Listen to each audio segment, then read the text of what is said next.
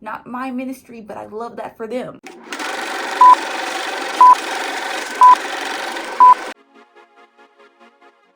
Hey guys, welcome back to my channel. It's your girl Lily. This is Lily Shelf, and guys, it is finally time.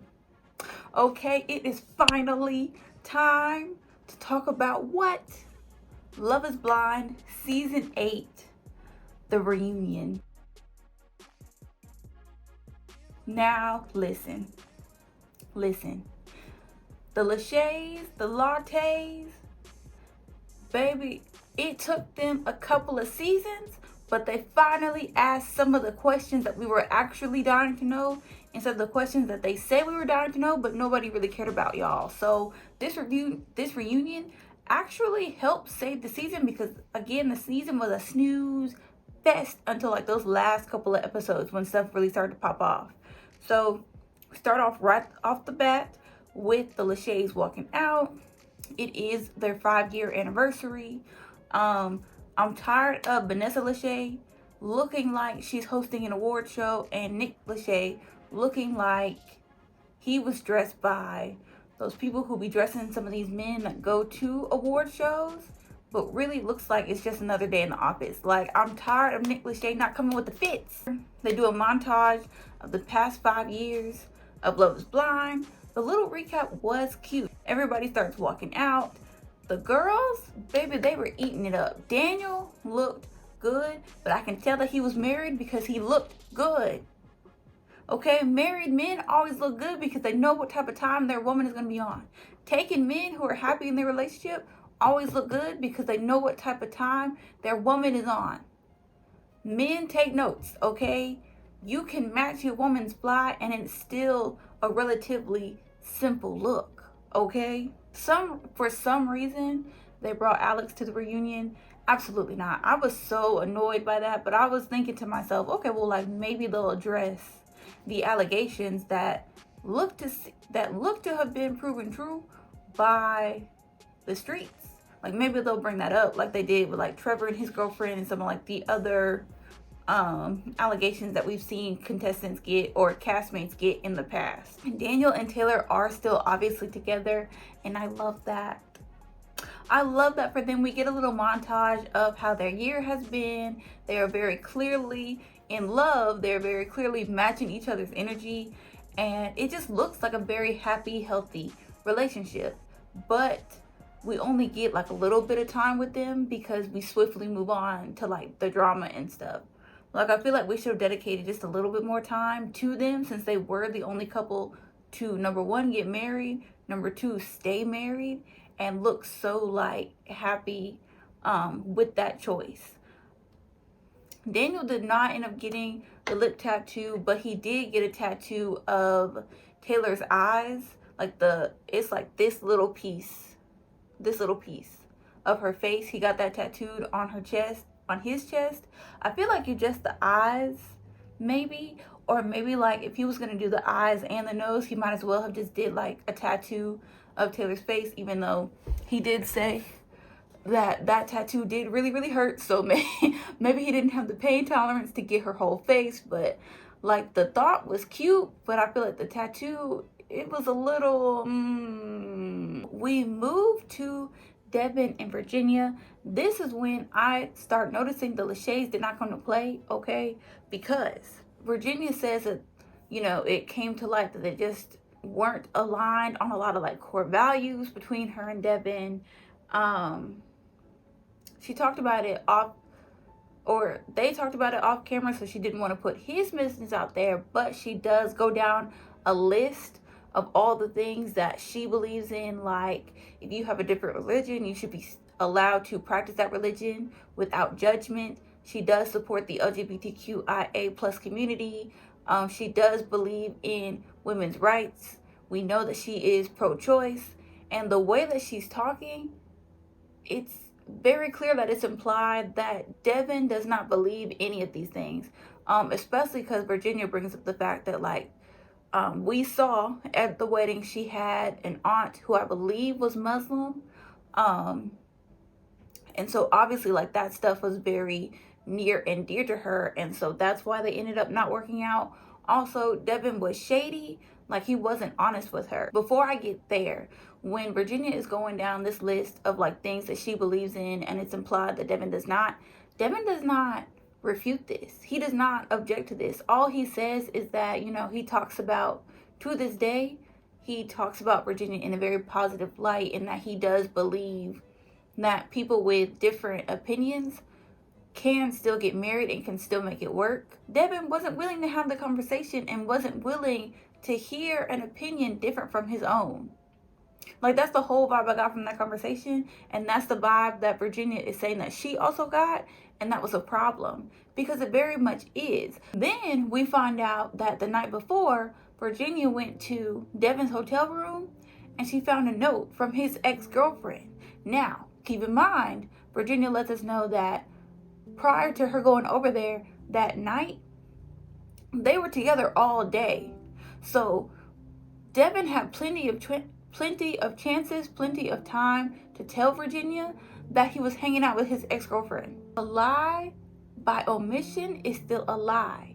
You not telling me something is still being dishonest. You keeping something from me is still being dishonest, and it's being manipulative. Especially if this is the night before the wedding.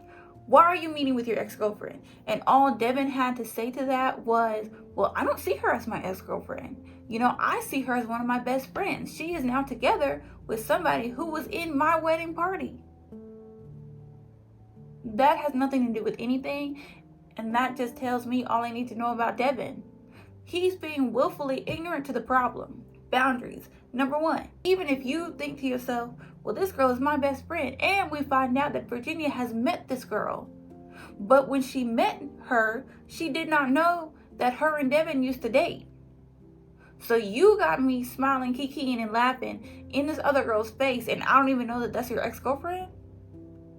That's shady. And then she lets us know she ran into Devin's mom at a game, and it was Devin's mom who told her about a $1,000 check that her mom or his mom's boss gave them as a wedding present. Devin never told her this. And keep in mind, this was 3 days before the wedding. They were together until just about the night before. So Devin had plenty of time to tell Virginia about this check.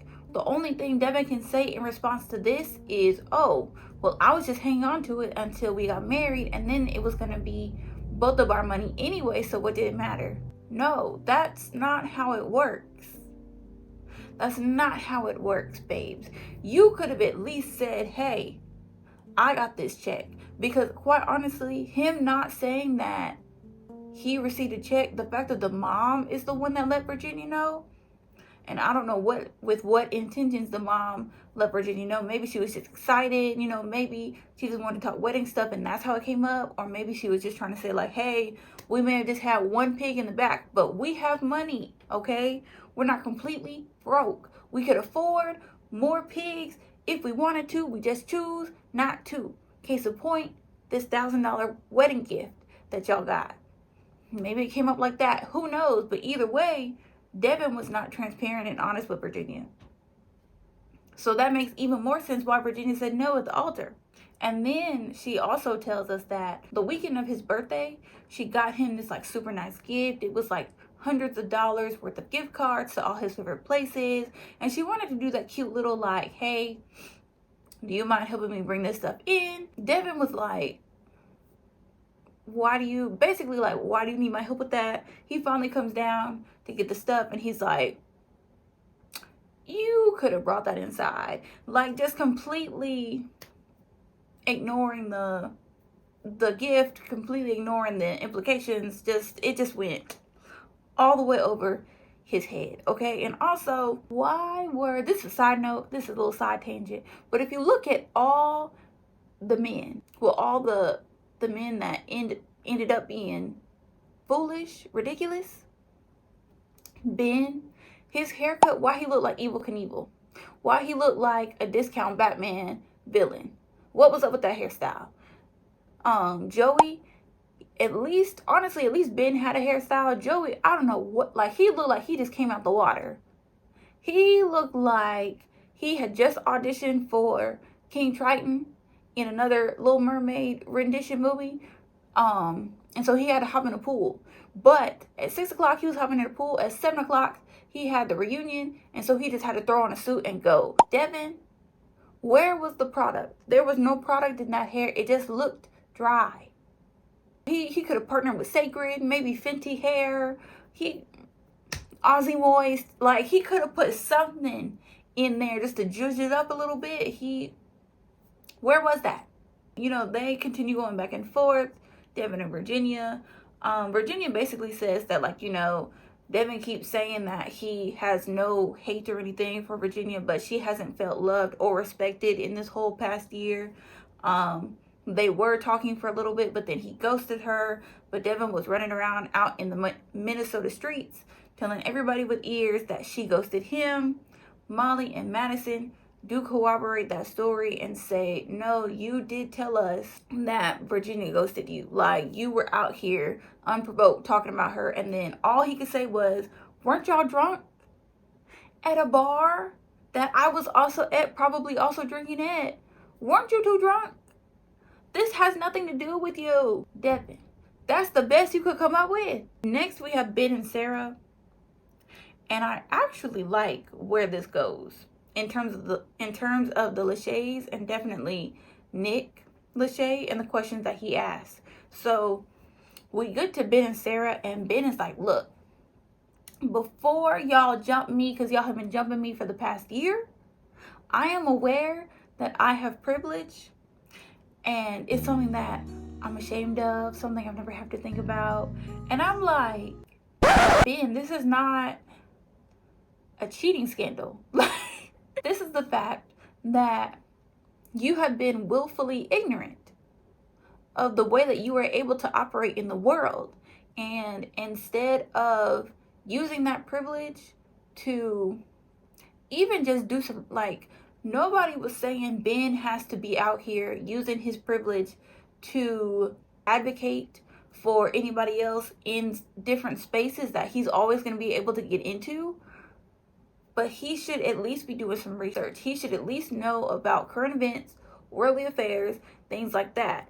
And somebody else, when they were reviewing it, said that Ben knows exactly where he's at. I think AD and them said that on her podcast too, that Ben knows where he's at. He just doesn't want to say. And I think I agree.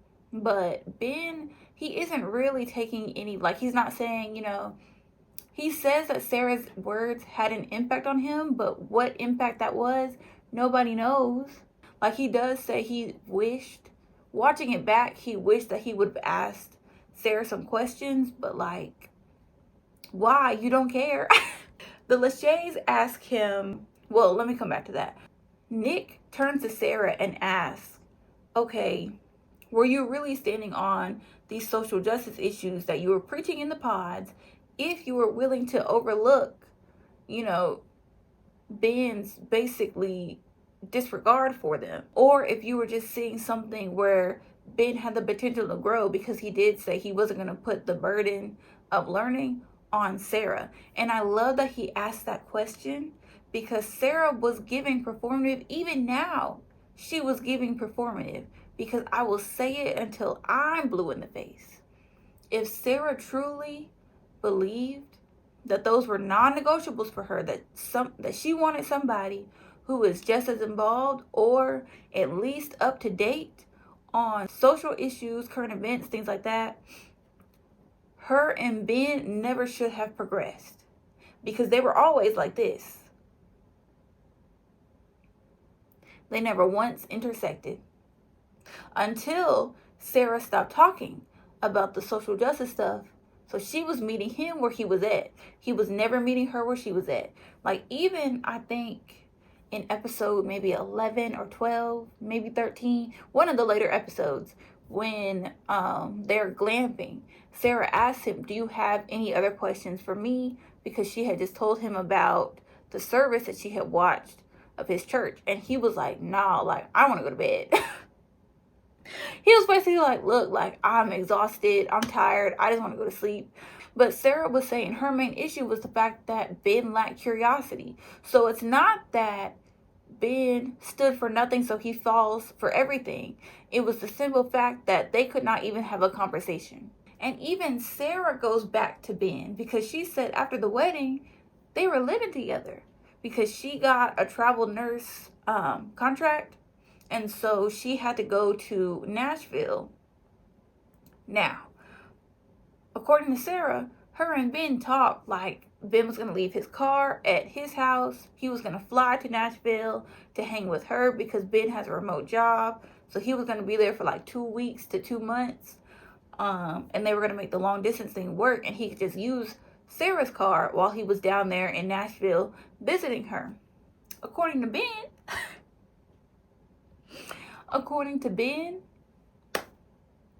Ben said, I thought we broke up because the Lacheys asked Sarah, is there anything else about the TikTok situation that you want to say? And Sarah had said, in hindsight, knowing all that I know about Ben, the TikTok makes sense. And it's because of this Nashville situation that the TikTok makes sense. Because Sarah said, no, we made a plan. Okay? We made a plan. And then as soon as I get to Nashville, you turn off, find my friends, and you ghost me. I don't hear from you again. Until like a week or two before the reunion. And Ben is like, nah, like, I left the Find My Friends on just to make sure that you made it to Nashville. And then I turned it off, and then we had a clean break. So he and Sarah are saying the same thing. It's just that Sarah is saying, you cut me off, and then you ghosted me, and I thought we were still together. Ben is saying, I cut you off, and I ghosted you, because I always like to have clean breaks for my breakups. Like he was saying, like the Friday, I think, before she had to leave for Nashville, he thought that that was the end of their little situationship. So according to Ben, he didn't owe her a thing. He just wanted to make sure that she made it to Nashville safely, and then that was it. That was all she wrote. And then Sarah says that Ben wrote her like this very generic apology. Ben does not deny this. Okay? Ben does not deny that he gave her some generic apology. Sarah even says, you used my words in the apology. That's how I know it was generic. That's how I know it was inauthentic. Ben does not deny that either. Okay? But then we pause because throughout the reunion, Love is Blind did top 5 unforgettable moments across all seasons of Love is Blind, I guess in honor of their 5 years. The number 5 unforgettable moment was Jimmy and Discount Megan Fox, where she said that, you know, people at the airport always mistake me for, who's Megan Fox's husband? I don't remember, but they always mistake her for that. And Jimmy was like, are you saying you look like Megan Fox?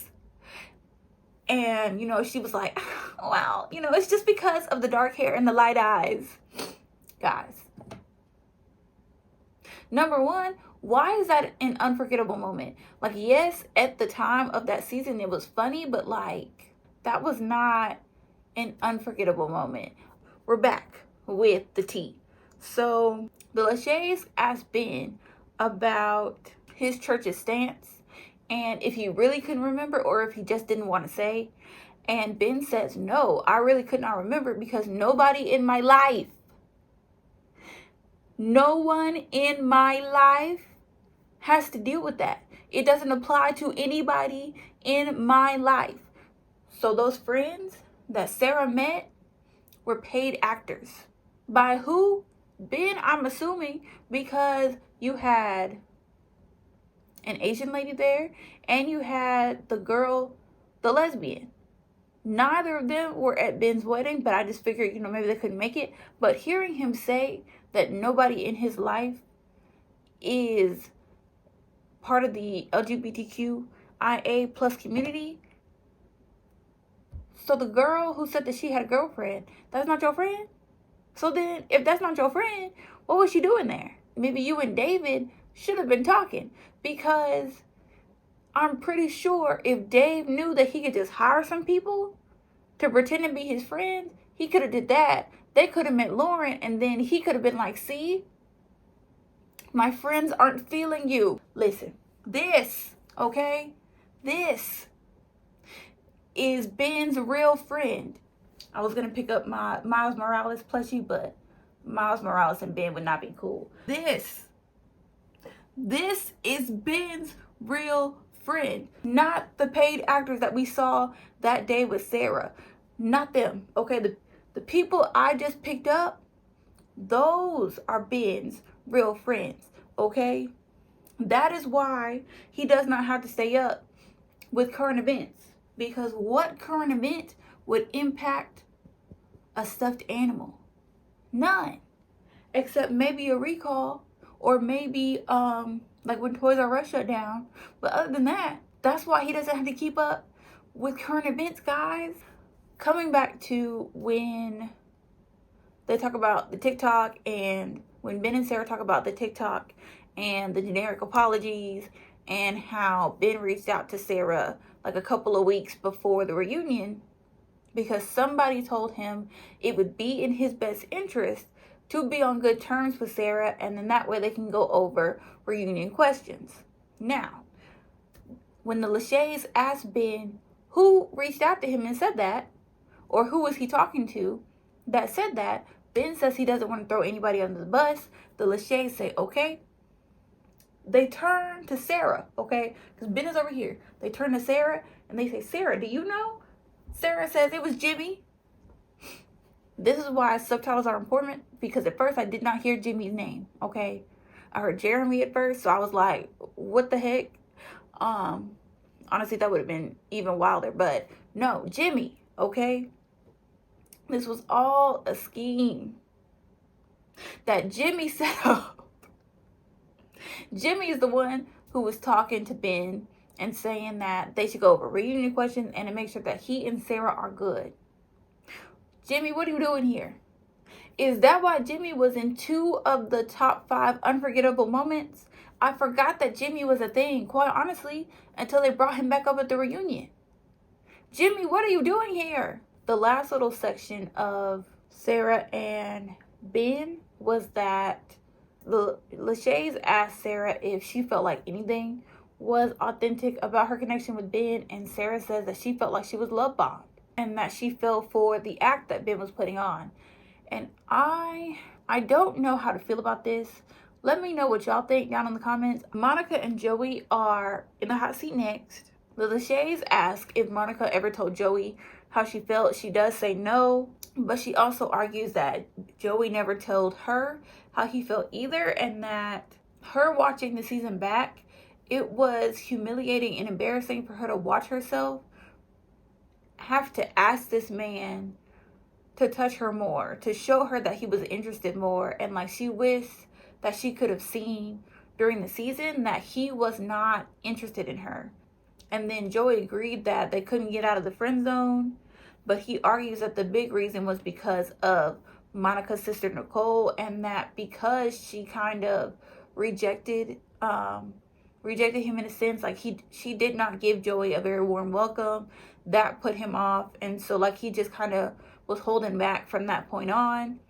And while I can hear that, let's not forget that Monica did check her sister twice about her behavior to Joey. Once after the little fam jam, and then once at the couple's photo shoot. While I agree that sisters are big, and I can see why Joey kind of hung on that, because that's one of the main things that he and Monica bonded over, was the fact that their sibling relationships were very, very important to them. Monica checked her sister. So at that point, you should have been all in, because it would be different if Monica's sister gave y'all pushback and Monica just kind of sat back and let it happen, didn't say anything, didn't speak to your defense, didn't come to your defense in any way. But that's not what happened. So therefore, I can't help but think that that's just an excuse.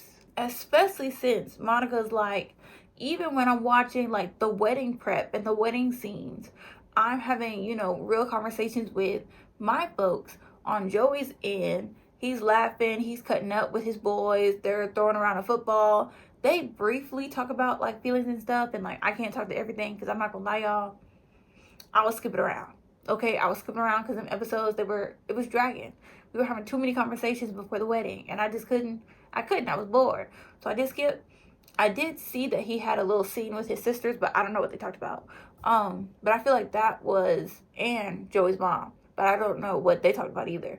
But I feel like those might have been the only like super serious conversations that Joey had, because even he doesn't even like walk down the aisle. He longboards, skateboards down the aisle. And when I was watching the wedding, I was like, I mean, that's very Joey. But listening to the way that Monica was talking about it, I can see how she would take the culmination of all of that as Joey not being serious about her. They asked if Joey was transparent with his feelings. Joey said he felt like he was, but he has some stuff to work on, and I agree. And Monica even says, like, you're a great brother, you're a great son, you're a great person, but you're not the best romantic partner. That's something that you need to work on. And I'm sure I have things I need to work on too, but you just were not a great partner for me. And Joey does not deny that, you know. And it gets to the point where Monica's like, look, like, we are just two humans on this earth here at the same time. But also, y'all, I really like Joey. I did. And then we got to this reunion, and the more Monica talked, the more he talked, the less I liked him. I was not expecting for Joey to be mean. Like, Monica lets us know that after the pod meetup, where like Madison, Meg, Mason, Lauren, Dave, where all of them came back and they were all hanging around at the ski lodge, Joey slid into Madison's DMs. And he was like, oh, I like your pink hair. Madison does confirm this. Joey confirms this. He says it was innocent, but why are you sliding into other people's DMs? That's disrespectful. And then Joey tells Monica that Madison is coming on to him. And Madison's face when he said that, because she was like, how? She didn't say it, but her face was like, how dare you even fix your lips to say something like that? We were all thinking it. But when Monica brings this up, Joey's like, no, that's not true. That's not true. None of it's true. It's BS. And Madison is like, no, that is true, because we had different times of confrontation where we hashed this out. Because when Joey told Monica this, they were all on a party bus at one point, and so Monica confronts Madison about this and says, hey, this is what Joey said. Is this true? Madison says, absolutely not. Absolutely not, okay? And so then Madison and Monica go talk to Joey about this. And Joey says, no, it's not true. And Madison and Monica are both like, well then, why does Monica feel like it is? Okay? People don't just randomly make stuff up. It had to come from somewhere. And finally Joey's like, oh, well, I could have said it as a joke. That's not funny. People like to act like when you're asking about somebody else, you're coming out of left field.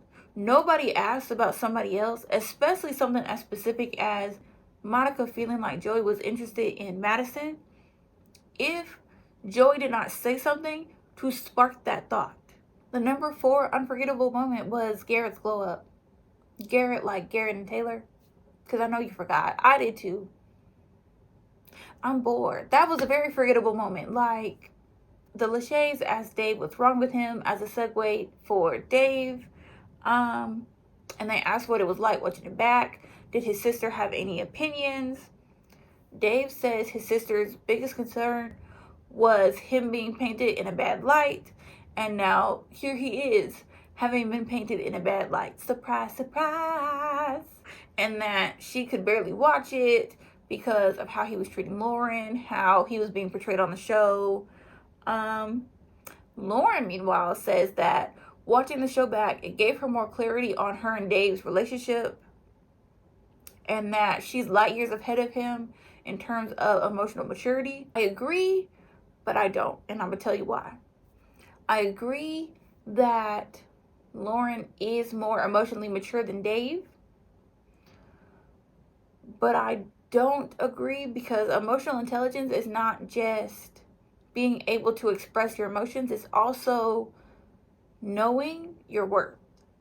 Okay, it's also knowing when your boundaries are being tested. It's also acknowledging when something is no longer serving you. If Lauren was truly light years ahead of Dave in terms of emotional maturity, she would have cut him off a lot sooner.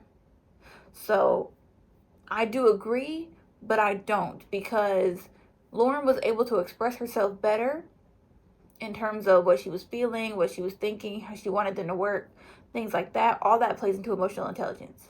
But I feel like where she was lacking a little bit was having that ability to acknowledge, this man is pushing my boundaries.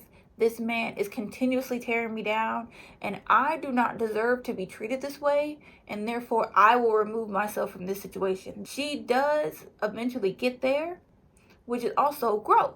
And I actually really liked that Nick, Lacheys, I think Nick and Vanessa both took the time to say, like, hey, you know, who here has hooked up with somebody, or like, do you believe that if you hooked up with somebody last night, that now you can't meet your person the next day? Everybody said, nah, like, you could hook up with somebody the night before and end up meeting or end up going on a date the next day and finding your person. Like, so he was like, exactly. So Lauren, what you had wasn't a scandal. Okay, what you did was normal. I appreciated that they took the time to say that, because it is. Dave says after the show ended, sometime in that year before they filmed the reunion, they realized that old dude was out here coming out of the woodworks trying to get his 5 seconds of fame. And everything that Lauren said was true. The dude was just trying to have his 5 seconds of fame, which is hilarious, because not once was he brought on the show. He wasn't at the reunion. Like, he was irrelevant. Like, I think he surfaced a little bit on TikTok because somebody found who it was, but like, irrelevant. And Dave basically blew up his relationship for something that Lauren told him the whole time. And at the end of the day, he should have given Lauren the benefit of the doubt. And so Dave is like, dang, man. The Lacheys asked Dave if he feels like Lauren is the one that got away. He says yes. The Lacheys try to get him to confess his feelings. Dave says, I don't think that this is the time or the place. Lauren says, I'm going to stop you right there. Okay? I'm going to stop you right there, because you've had my number this whole time. You could have said something then.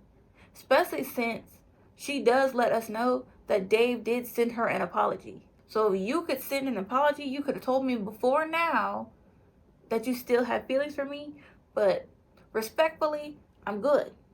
Okay? Respectfully, keep you and your sister over there. And I wish that we would have had the sister on the reunion. And then the Lacheys do ask what we've all been asking. What was the downside of Lauren meeting Dave's family? Dave says, look, they just did not want to meet her at all. And so the Lacheys are like, okay, so it was them. It was never you preventing her from meeting them. He was like, no, it was my friends and family. They did not want to meet her. And Lauren was like, but you said point blank, if I, being Dave, if I tell them that this is important to me, they are always going to show up for me. The math ain't mathing. It's not adding up. Dave is not adding up. And then Molly's like, look, because the Lacheys are like, okay, moving on to Molly. Do you have anything to say? Because we saw how you defended Lauren at the little ski lodge meetup. And Molly's like, look, I don't mean no disrespect. I don't mean no ill will. But watching it back, it was a little off-putting, because she saw how Dave would spin and remix her words to fit his narrative, and it did not feel good to be lied on. Because Molly did confirm, Dave told her several times she was his number one. It was his hat, Mr. Krabs. He was number one. Number 3 moment is Laura and Jeremy, when Laura is like, so where were you? And Jeremy is like, I was at Wally World, wherever he was at. I can't remember. Because you know why? It was a forgettable moment. It was the fact that I remember Lauren from her saying, kick rocks with open-toed shoes. They should have been, if they were going to include Lauren and Jeremy and Sarah Ann, why not include that moment? That was actually iconic. No, it's the one where she was like, look, if you're going to cheat, turn off your location. You shared your location with me. I saw that you were in the same place that Sarah Ann lives. We see Mason and Meg's reveal day. In the real world, it was short and it was sweet. They say that now they're best friends, okay? They realized that something was a little weird when they tried to make it work as, whatchamacallit, as romantic partners. They're better off as friends. Because at this point, they've moved on from like Meg and Mason being just friends. And Madison was saying something, I can't remember. Oh, I think she was saying that she always thought that Meg and Mason were a better couple than her and Mason. And the way Mason was looking, he was like, I got something to say, but I'm going to keep it cute because we're on TV. They asked Mason and Alex, watching the show back, how was it watching both of y'all or like the other person go on dates with Madison? And Alex is like, it's crazy how different she was between them. And Mason agrees. And Mason is also like, I was kind of envious of the Madison that Alex got because he was able to see more of her red flags and stuff like that. And I'm like, Madison was different on Alex's date than she was with Mason, because we all kind of saw that. It's almost like people bring out different sides of you, because Mason was also different with Madison than he was with Meg. Like, it was just a lot of back and forth, but quite honestly, I was leaning towards believing Madison, especially since Meg would interject, and I'm like, girl, you're windmilling for a man who played in your face not once but twice. Because remember, it was Meg herself who said, I don't want to be anybody's number 2 choice. And as soon as she got her phone back, she hit Mason up, because the more Madison talked, the more I was like, what she's saying makes sense. And then Alex chimes in. Quite honestly, the fact that nobody asked him about the allegations that seem to be, that like have receipts, I was going to say seem to be proven true, but have receipts from women who have come forward with screenshot proof, with different receipts confirming the allegations. The fact that Nick and Vanessa did not ask about that, I did not want to hear anything else that Alex had to say. And he looked like a leprechaun. Spot number 2 goes to Lauren and Cameron. Like, that's how I knew that this voting thing was rigged. Because you're telling me Lauren and Cameron, the number 1 it couple to this day, was not your number 1 most unforgettable moment? Because they're the reasons a lot of people to this day still watch Love is Blind. The most unforgettable moment was when Jessica was telling Jimmy that when he sees her, he is going to choke and he's going to need his EpiPen to clear his airways. While that moment was iconic, I would not have put that as number 1. Are you so for real? I would not have put that as number 1. What about the girl who was spitting back Beyonce lyrics to old dude? I think that was Carlton and his girl. The pool scene. What about that? Again, what about when Laura was telling Jeremy to go kick rocks with open-toed shoes? Okay. Lauren and Cameron should have been number 1. What about when SK and Raven were at the altar and SK was like, I do not. And then we ended by not a fam jam, but a concert. Like, it's a whole 3-minute long concert. I was like, y'all could have kept that. What in the world? And then we find out that season 9 will be in Denver. At this point, I don't even care where we go, but I need the bachelorette trips to start being better, because they were good for a minute there. Like, they were actually able to do some really cool, really fun looking stuff. And then I guess the budget dwindled, because y'all have my girls out here going on sleepovers, going to the Mall of America. Give the bachelorette girlies something actually fun and memorable to do, something that they would not have been able to do if they were not on this show. But that is the reunion, y'all. Let me know your thoughts down in the comments. They don't tell us when season 9 will be released, just where it's at, so we'll keep a lookout. But I will see y'all in the next video. Bye, guys. This nugget of encouragement, things will be alright.